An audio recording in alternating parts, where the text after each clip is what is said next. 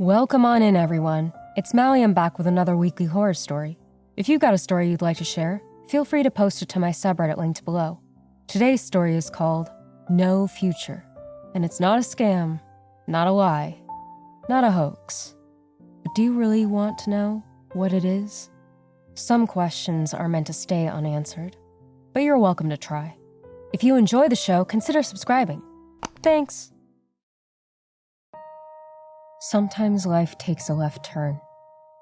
It can happen so abruptly that weeks later, you're still not sure that it happened.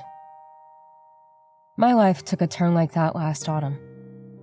What I didn't know is that it would keep turning, making that left turn into a spiral that sent me into the brink of madness. I come from a close-knit family. We were raised in Sioux Falls, but we moved after my dad lost his job. There was me, my younger sister Jody, and my big brother Alan. Despite us taking very different paths in life, the three of us were always close.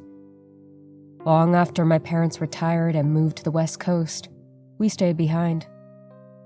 My sister pursued a legal career as a prosecutor, while I got a job working on the power grid.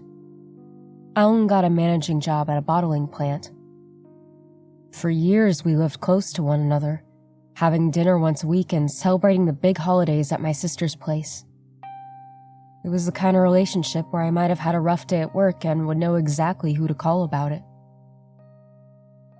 I was having one of those days a late September night last year. I tried calling Jody about it, but she wouldn't pick up. It wasn't unusual.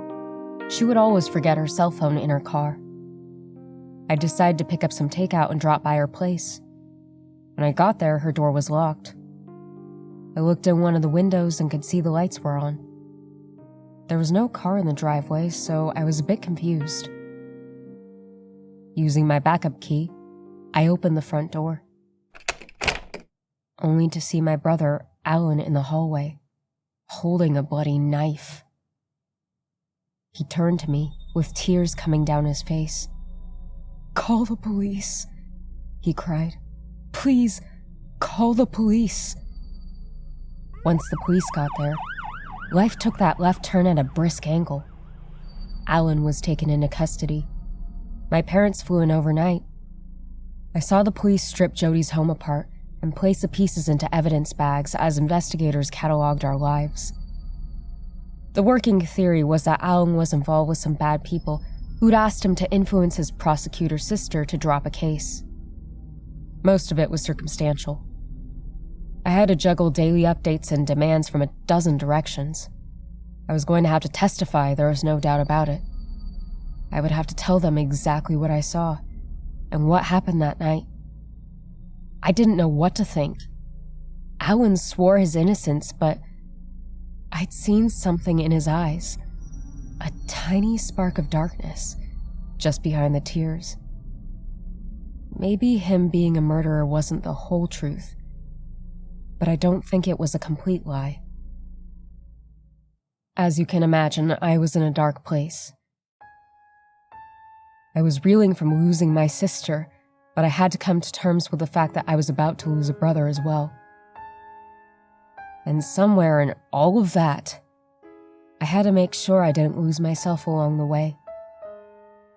Now, I only touched on this briefly, but I have a pretty important job. Important, but ultimately dull. I work in the energy sector. The technical term for my role is Grid Reliability Analyst. I track how power is used, provide reliability reports, and investigate outages in relation to equipment failure and weather. I'm part of a team that works with spotting inconsistencies and setting up maintenance plans. Most of my job is spent at our office, measuring and predicting patterns. Whenever something goes wrong, we can point to when, why, and where. We have plenty of people to report to, and I'll be the first to admit that this job can be duller than a rock on the best of days.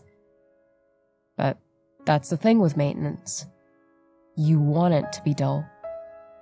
It's when it's exciting that you have a problem.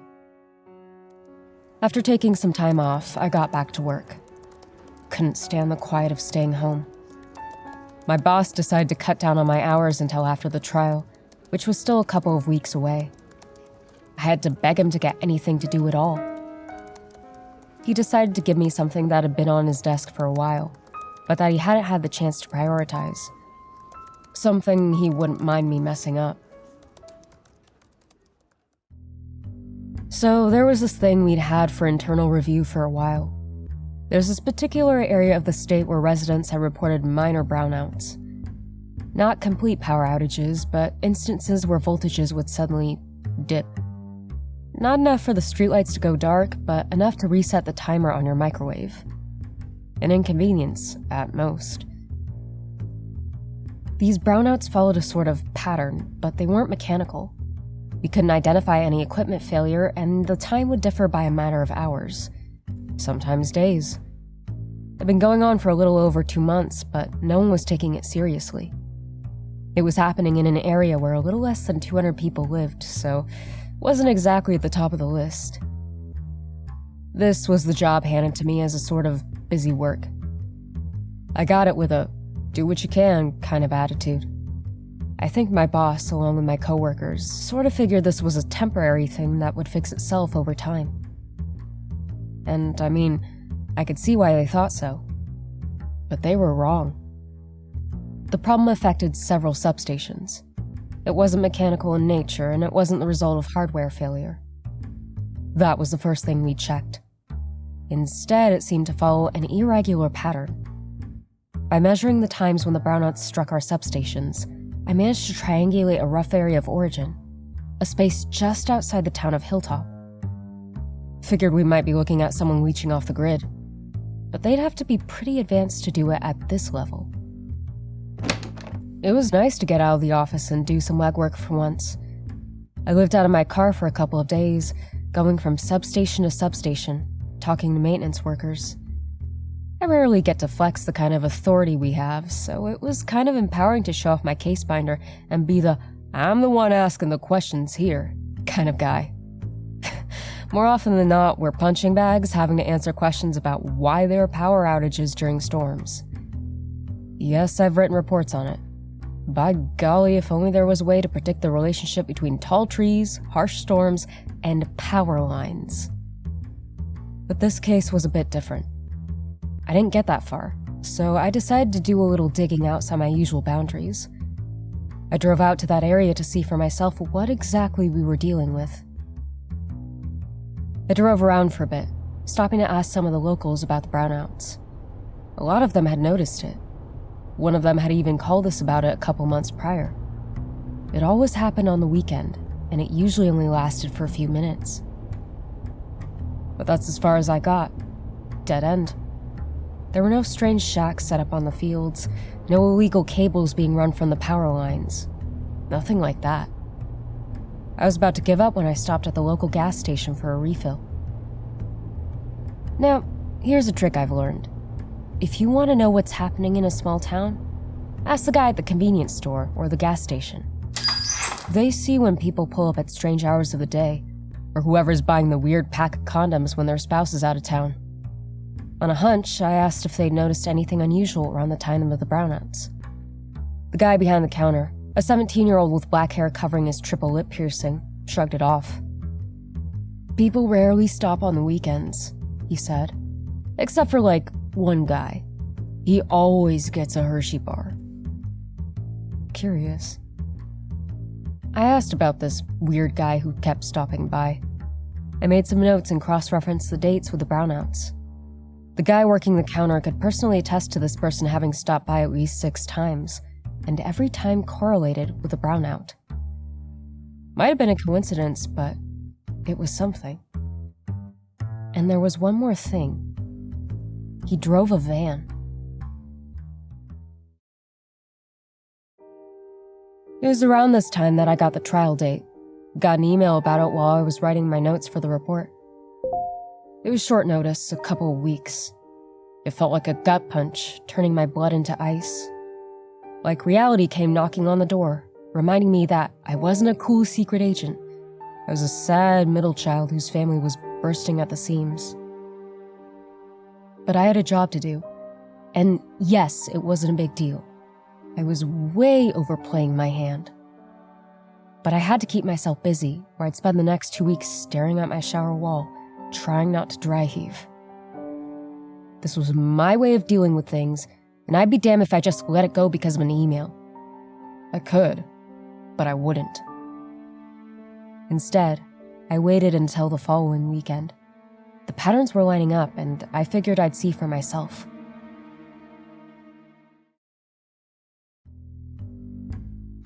That Saturday, I planned an honest-to-God stakeout from my car. Wasn't as exciting as it sounds, but I had an audiobook to keep me company. I don't even remember what it was. I just needed a fresh voice in my head to keep the anxiety out. I almost forgot what I was there for when, later that evening, I spotted a van rolling into the gas station. There was a man in a white hoodie and a black baseball cap with his hands in his pocket. I watched as he got some gas and bought himself a Hershey bar. The teenager behind the counter had been right. There'd only been a handful of people who stopped by all day. This guy was an exception. Now, I know I overstepped my boundaries. I'm not a cop or a government agent. Most of my work is administrative. But at this point, I was curious, and I wanted a final answer. What the hell was this guy up to? I followed him at a distance. I don't think he noticed.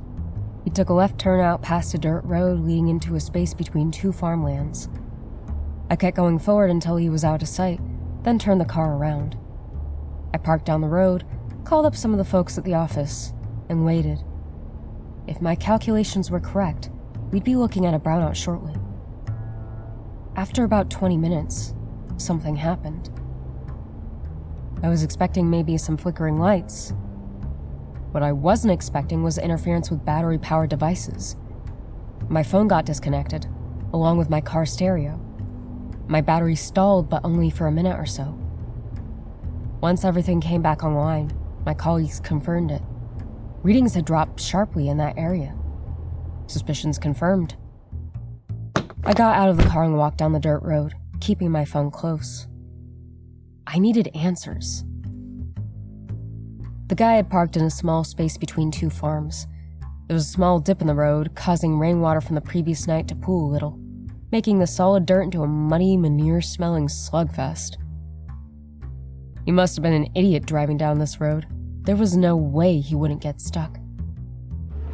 And lo and behold, when I spotted him, his van was spinning tires. He wasn't going anywhere. I walked up to the passenger side and knocked on the window. The skinny face of a man in his late 20s popped up, looking over the edge of a pair of thin glasses. For a moment, he seemed to weigh whether to be angry or terrified. He settled on the ladder and pressed the gas pedal harder, digging himself further down. "You're not getting out anytime soon," I said, knocking again. "You're gonna need something for traction." "Go away," he called back. "I'm with transmission operations," I said. "I got some questions about your power usage." That shut him up. He pushed down on the gas one last time, but we could both hear the spin of the tire going lower and lower. He was gonna have to get out, and he was going to need my help. Even through the door, I could hear him sigh. He got out and faced me. We were about the same length, but I had a good 50 pounds on him. Something about his appearance made me think of a goat, like his nose was too far down his face. His oversized glasses seemed to agree, as he had to constantly push them back up. "You care to tell me how and why you're causing these outages?" I asked. "I don't know what you're talking about," he said, looking for something loose to cram under his tire. I waved my binder at him. "I got the charts," I said. "And right now, I'm just asking questions. But I might have to send someone else to ask those questions if you're not inclined to answer." "You do that," he nodded. "Sounds fun."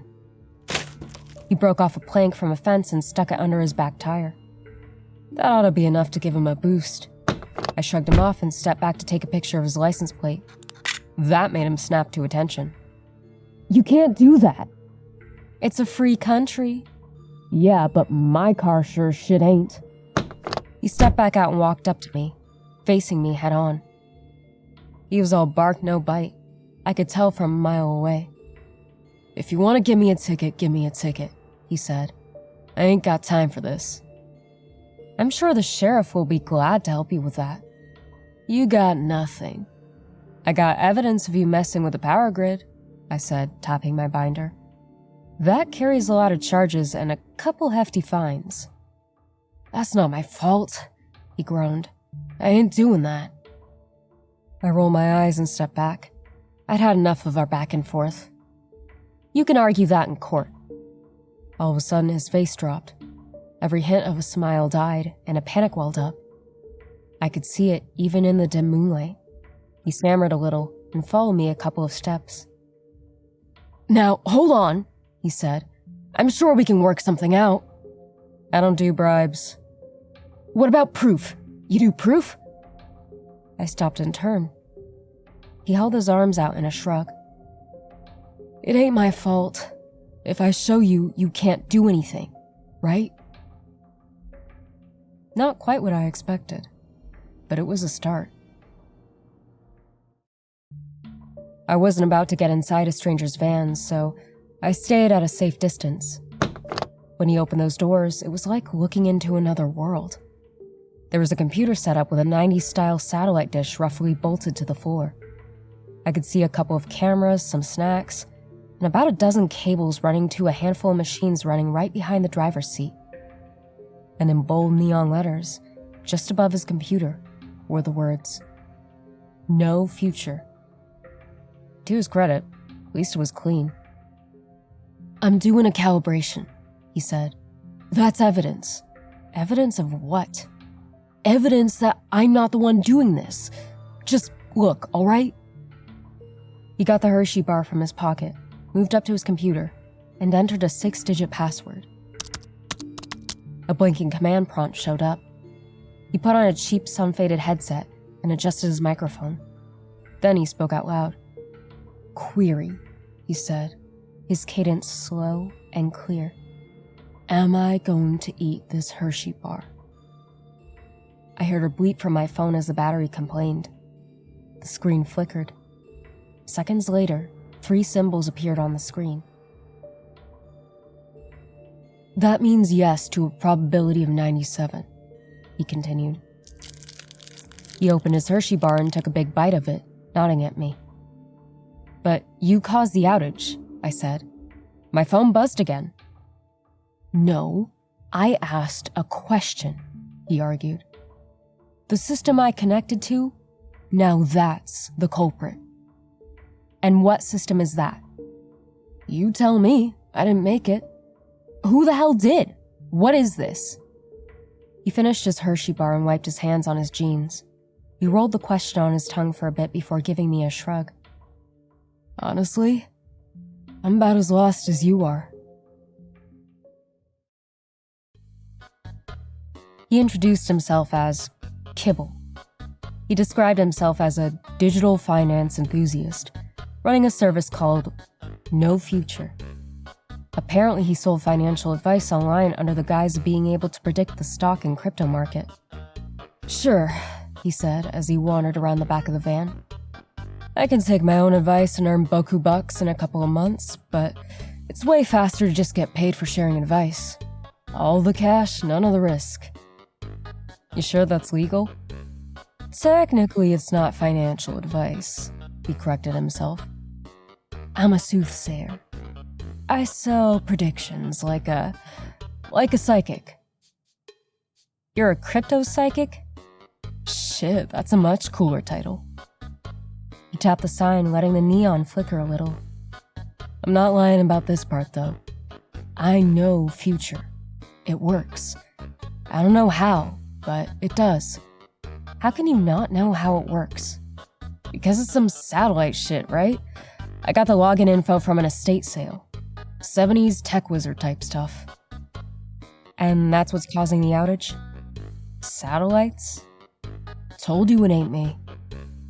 I helped Kibble get his van out of the mud. I got a chance to take a closer look at his gear. His setup was very basic. an old desktop computer running Windows XP hooked up to a car battery. All the system needed to do was run the equivalent of a localized search, so it didn't require a lot. But interacting with the system was so volatile that it would fry his computer every 3 or 4 prompts, forcing him to get new hardware frequently. That's why he drove out to the middle of nowhere. He was hoping not to damage any other electronics. Once Kibble got talking, it was hard to get him to stop. You gotta ask simple questions. Yes and no, binary stuff. You have to relate it to a person, and you got to ask it about something that hasn't happened yet. That's impossible. I'd invite you to try, but you wouldn't want to cause another critical power failure, would you? He let the words hang in air quotes. I considered it. The outage wasn't particularly harmful, and I was getting curious. I decided to humor him. Why'd you prompt it about the Hershey bar? I asked. Calibration, Kibble said. I'm always gonna eat the Hershey bar. It's a way to see the indexer hasn't drifted to a worse slice. 97% is as good as it gets. I deliberated what to prompt it. Something relating to a person. A binary answer. Something in the future. All my thoughts centered around my brother, but I didn't trust this guy for a second. It had to be something impersonal, but measurable. I had an idea. Ask it if I'm going to see a dog tomorrow, I said. Prompt that. That's it? He laughed. Out of all possible questions, that's what you want to know? Just ask it. Fine. But then you get off my back. He went through the procedure again. 6-digit login, adjusting his headset. Don't you need my name? I asked. It understands context. He turned to the computer and spoke out loud. Query. Will the person next to me see a dog tomorrow? The lights flickered again. My phone beeped. And this time, something popped inside the van like a burst light bulb. The screen showed 3 symbols. Then the screen turned dark. Kibble spat and swore as he ran up to check the cables. The computer was, as expected, fried. It says yes, 97% accuracy, he said. It's basically guaranteed unless you affect the outcome. So I'm going to see a dog tomorrow. That's happening. Looks like it. Even if I actively avoid it? What can I tell you? It points to yes. Trust the process. With that, Kibble and I called it a night.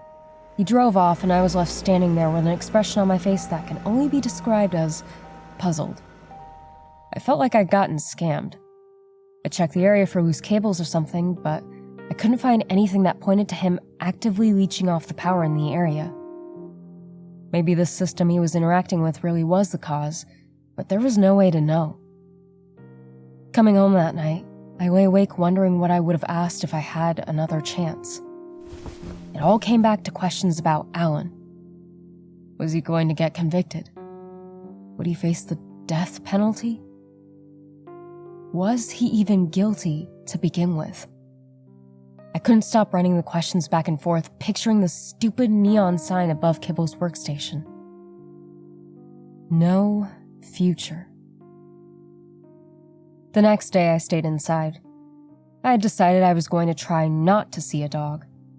I was actively going to try and avoid the prediction of his machine, just to see if I could. I wasn't feeling all that well anyway. My parents were constantly updating me with info from the trial, begging me to speak to the lawyer to prep for my brother's defense. They were adamant about him being innocent. I couldn't tell them the honest truth, that I wasn't sure. The stress of it all almost gave me stomach ulcers.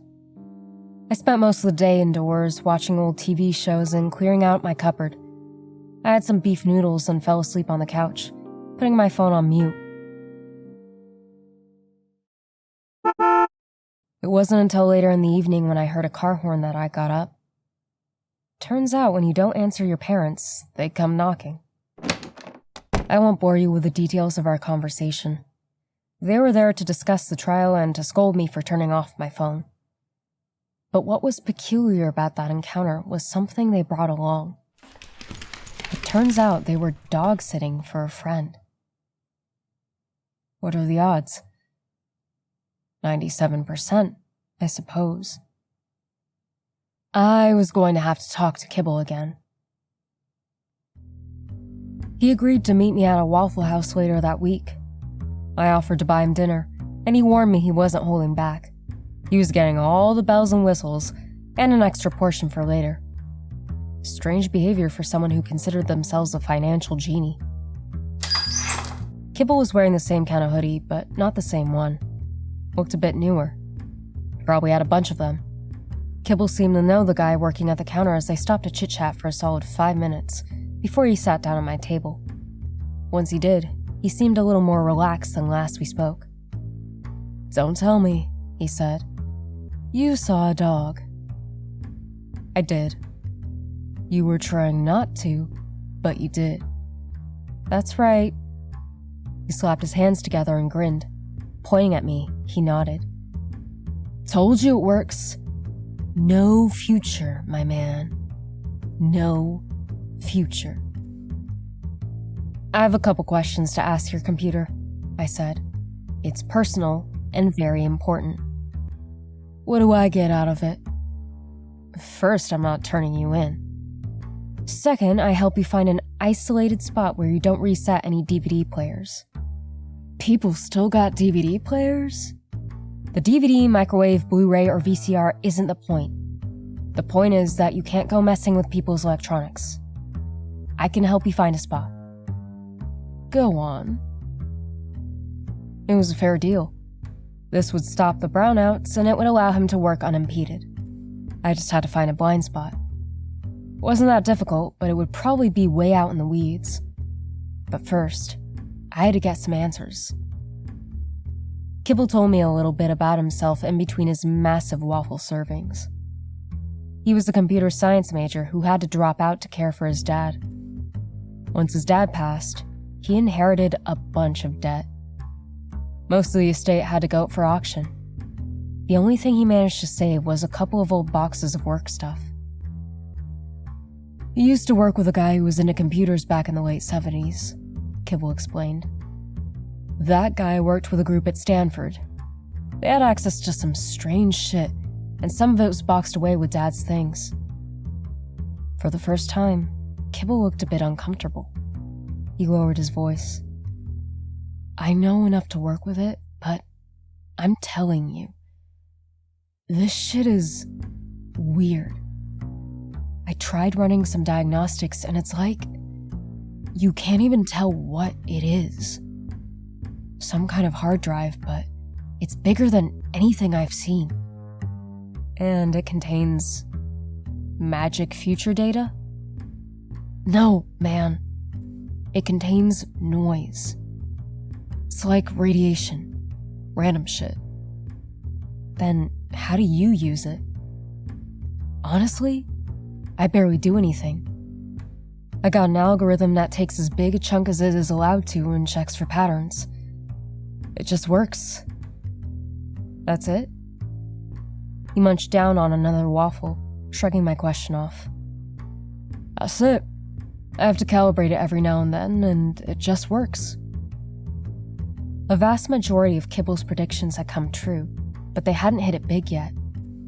While some stock and coin had increased and decreased as predicted, it hadn't been as dramatic as he'd hoped. While he'd earned enough to keep going, he wasn't expecting a big payout anytime soon. Giving people trading tips under the guise of being an insider genius had earned him more than investing ever did.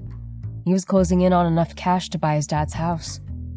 But for now, he had to keep working. I didn't say too much about what I needed to ask his computer. I wasn't sure myself. I had to get some clarity about Alan and the case, but how to form that question was another thing entirely. Kibble didn't need to know the details. He seemed genuinely curious, but I tried not to let him know too much. That following weekend, I showed him a space where he could work unhindered. There's this valley spot just southwest of the Run-Along River where there is no arable land. At worst, we'd be inconveniencing a couple of hikers, but it'd require a 30-minute walk. Kibble wasn't too happy about that, but he had a setup that was meant to be portable. I had to drag the satellite dish, though. We waited until late in the afternoon and made our way down the trail. Kibble had the computer in a backpack, along with a power supply and a couple of backup drives. I carried the dish and a bag of cables, just in case a couple got fried. My forearms were burning up after just 5 minutes of walking, and I was sweating through my clothes after 5 more. But we were getting there. Crossing the river while carrying electronics wasn't a big hit, though. But we made it. Along that trail, there was a field. According to my calculations, it was the perfect spot. We set up the computer and the power source on a big, flat rock. Putting down that satellite dish felt like completing some kind of cosmic repentance, like I purified myself in biblical labor. No way was I carrying it back. Kibble hooked it all up and input the 6-digit code. The satellite dish hummed a little as blue texture noise flickered against the black background of the screen, spreading outward like a pixelated sunflower. Kibble ran a couple of pre-made scripts that, in turn, set up a blank prompt window. He handed me the headset. "Now, before you say anything, I gotta make sure you understand how it works," he said. "It's gotta be a yes or no kind of deal. Something relating to a person. Something that hasn't happened yet. If you tell me what it is, I can come up with a question for you that works." "I got it," I said. "If you wouldn't mind, I need some space." Kibble rolled his eyes and wandered a bit further down the path, leaving me on my own. I put on the headset and adjusted the microphone. I could hear the static of my breath reflected back to me through the cheap plastic. I'd seen him do this. I could do it. "Query," I said. The system woke up. A static reflection of my voice echoed back to me as the word appeared on screen. It was listening. But how? Didn't matter. I asked the first thing that came to mind. Will my testimony put my brother on death row? The words appeared and the system chugged.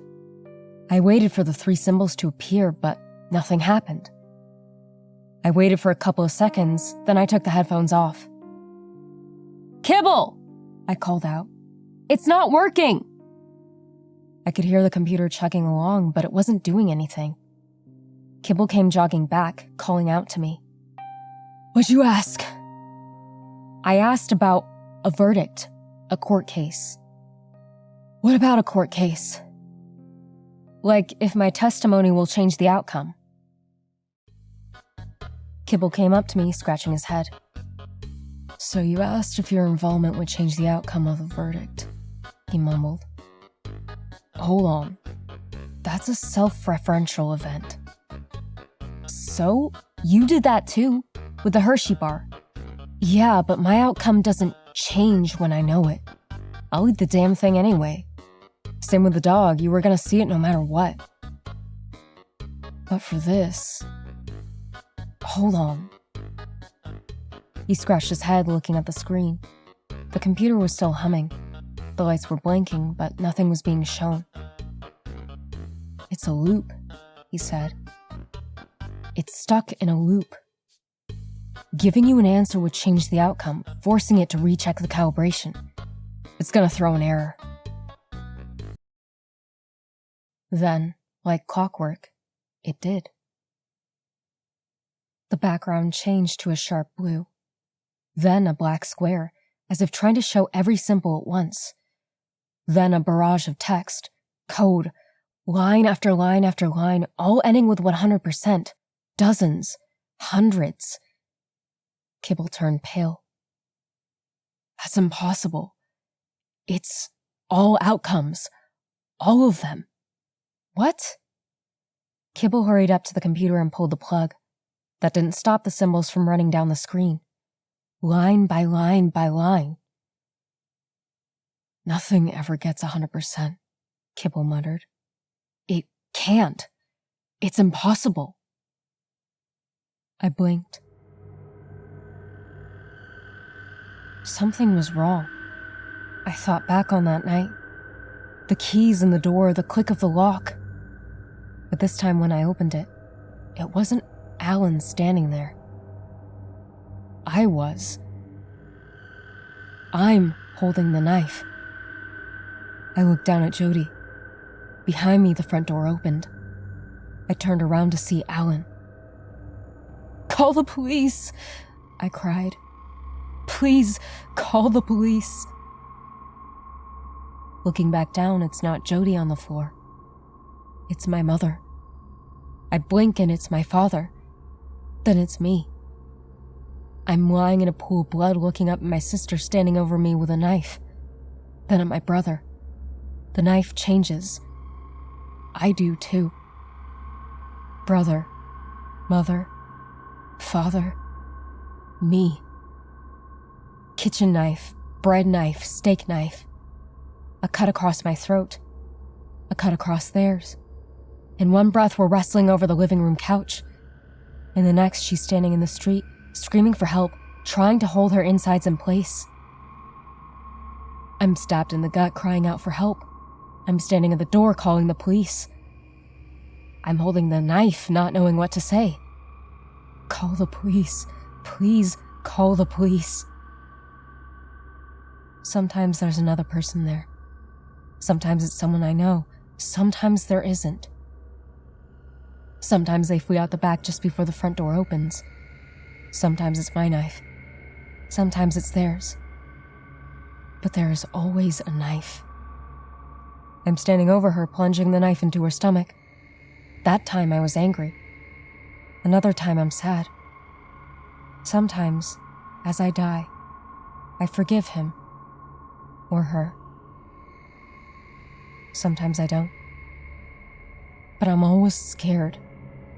Always dying. 100 voices speak to me at once. One on the floor, from the kitchen, from the door. It's a loop, they say. It's all coming true. For a moment, I can feel grass on my face. I see Kibble in the distance, smacking the side of an old screen, trying to get something to reset. He's screaming, but the noise just echoes back into another dying victim. I'm holding my stomach. There's blood. I'm holding my breath. No, I can't breathe. I'm laughing. I'm crying. Then we're sitting on the couch, just Jody and me. In that one instance where everything went as planned and we shared a box of takeout food. Just a long workday coming to an end. Where she opened the door and that was that. No left turns. Straight roads ahead. The canvas texture of her cheap living room couch brushes against my fingertips. Condensation from my drink leaves a spot on her table. I forgot to use a coaster. Then something burns in me. Something blue, then black. A square. Every symbol at once. Error, error, error. The TV catches fire. The takeout box is razor blades. We strangle, burn, cut, scream. On the floor, in the hallway, in 100 places, in 100 ways. I'm killing, being killed, and watching it at the same time as figures blend from one to another. As a perfect amalgamation of possibilities emerge into blending, bleeding figure. The average outcomes of all we could have been and done. Killer, witness, and victim. I'm killing me as I watch. It looks like me and her and him and the others. There is so much blood.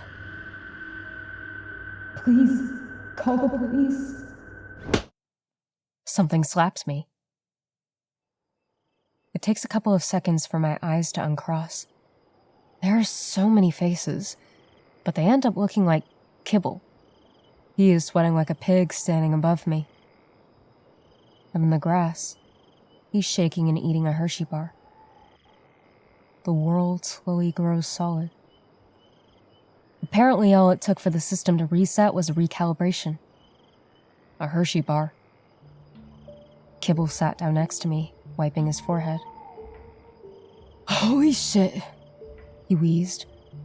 "Holy shit, it worked." "What did you—" Before I finished my sentence, something stung me.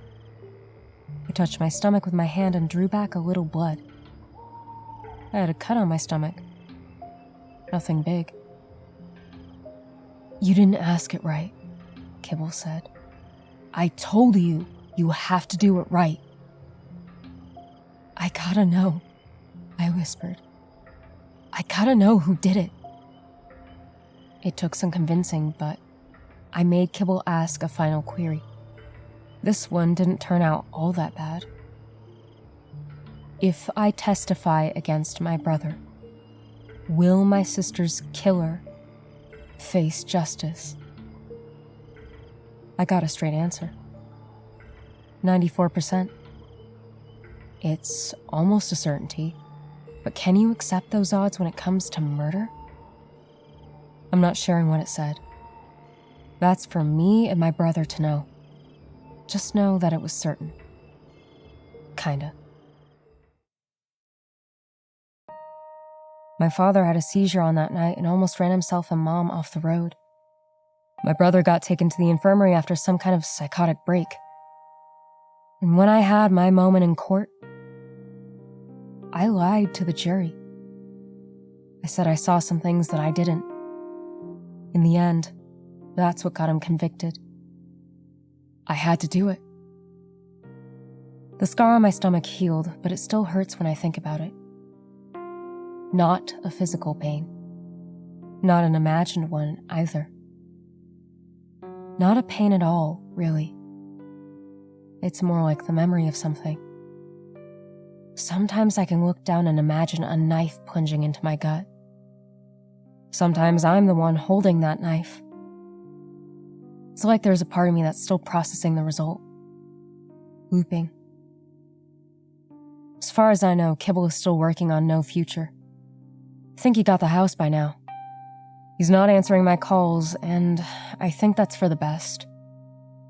Whatever he's working with isn't natural. Or maybe it's more natural than I'm comfortable with.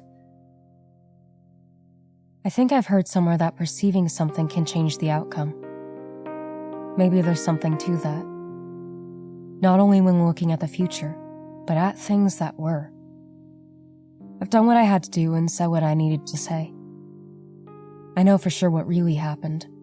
If the outcome has changed since, that's not my fault.